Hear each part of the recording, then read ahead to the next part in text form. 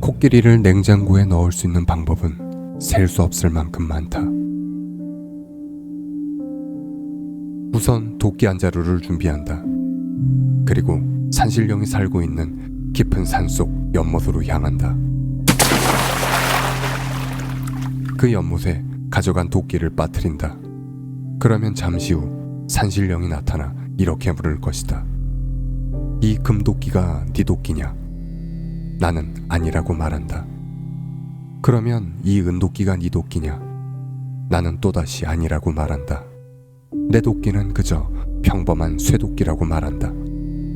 그러면 산신령은 껄껄 웃으며 이렇게 말할 것이다. 정직하고 착한 아이로구나.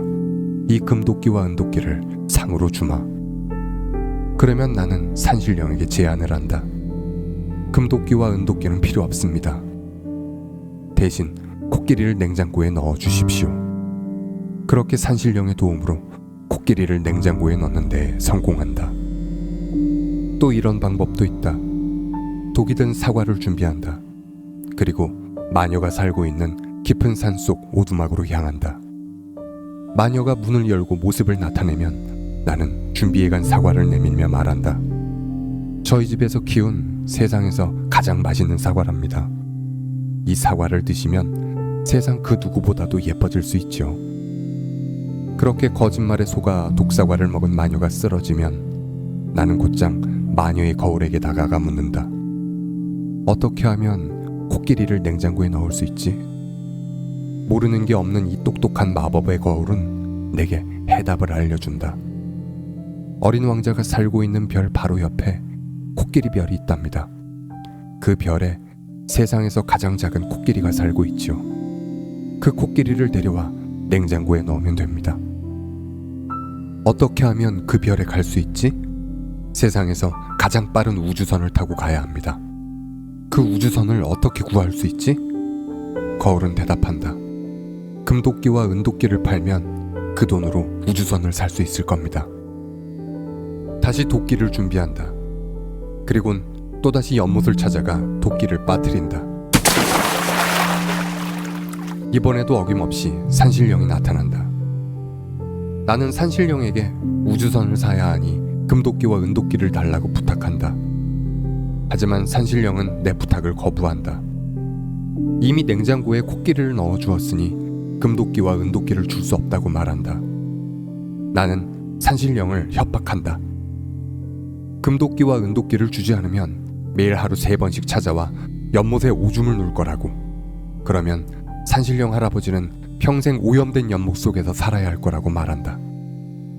겁을 먹은 산신령은 결국 그렇게 금도끼와 은도끼를 내게 빼앗긴다.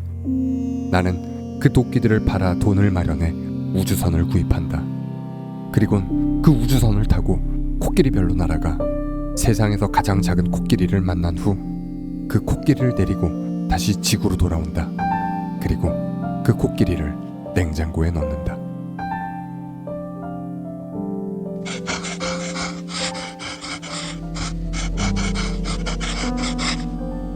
내가 지어낸 이런 이야기들을 가장 열광적으로 좋아해준 사람은 엄마였다. 하지만 아버지는 별로 말이 없었다.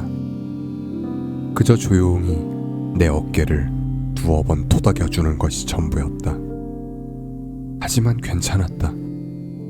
그저 늘 묵묵히 사과나무를 가꾸는 아버지의 뒷모습처럼 지루하지만 평화로웠고 단조롭지만 영원히 아무것도 변하지 않을 것만 같던 그때의 그 시간들이 나는 참 좋았다.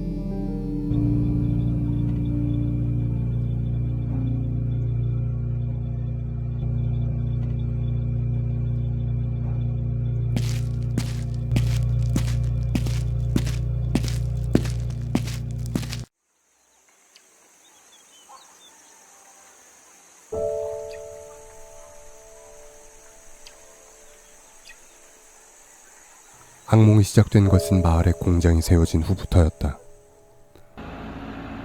어느 날 포크레인이 나타나 숲을 밀어버렸다.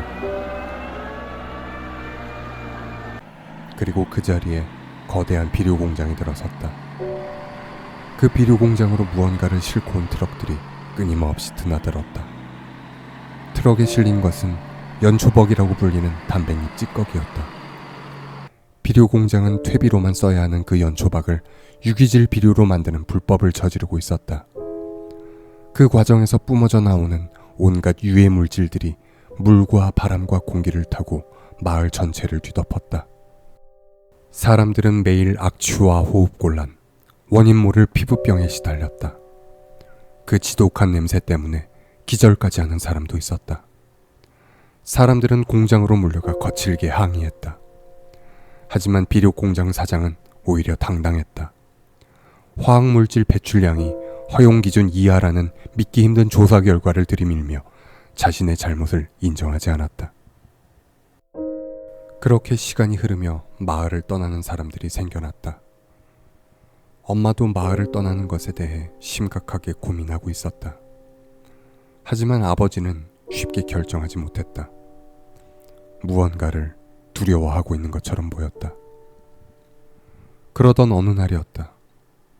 아버지의 사과나무들이 원인 모를 이유로 하나 둘씩 말라 죽어가기 시작할 무렵 늘 활기차고 건강했던 바둑이가 갑자기 시름시름 앓다가 죽어버리고 말았다. 그리고 얼마 후 엄마가 아프기 시작했다. 암이었다.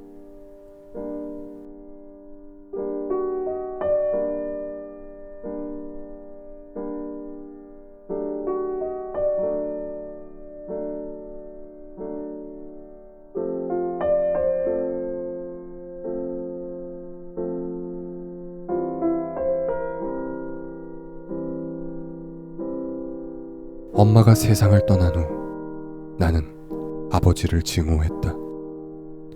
엄마의 죽음은 순전히 마을을 떠나지 않은 아버지의 탓이라고 나는 그렇게 생각했다. 그 후 아버지는 나를 삼촌이 살고 있는 도시로 떠나보냈고 나는 다시는 아버지를 찾지 않았다.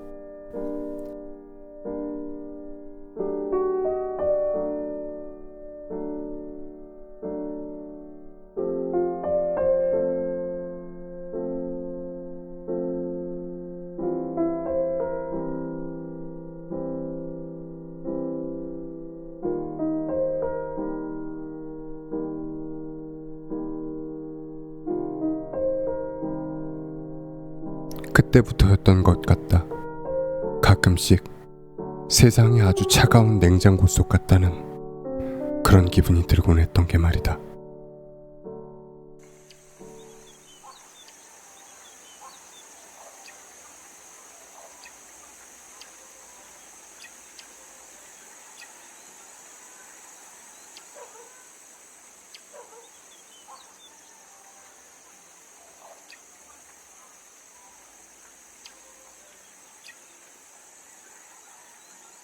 그로부터 20년 후 아버지는 과수원에서 쓰러진 채 발견되었다. 지난 20년간 아버지가 어떻게 살았는지 나는 알지 못한다. 내가 아는 거라곤 그 20년 동안 수십 명의 마을 사람들이 암에 걸려 죽었다는 것과 그리고 수많은 사람들을 죽음으로 내몰았던 비료 공장 사장 또한 암에 걸려 죽어버렸다는 것, 그리고 아버지 또한 폐암 말기 환자였다는 것뿐이었다.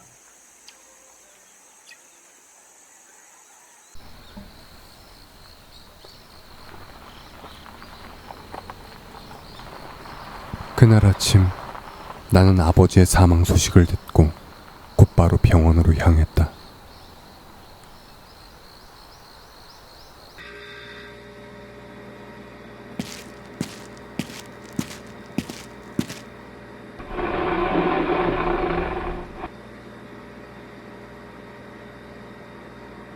아버지는 어둡고 차가운 영안실 안에 누워 있었다. 오랜만에 마주하는 아버지의 얼굴은 몰라볼 만큼 초췌해져 있었다.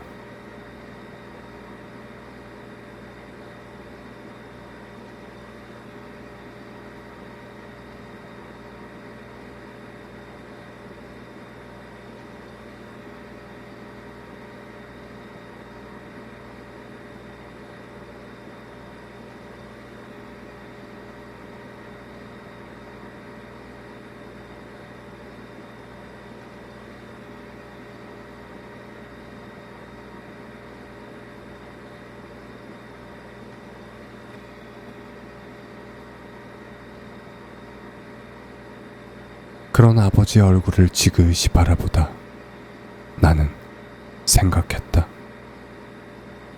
엄마, 코끼리를 냉장고에 넣을 수 있는 가장 슬픈 방법이 뭔 줄 알아?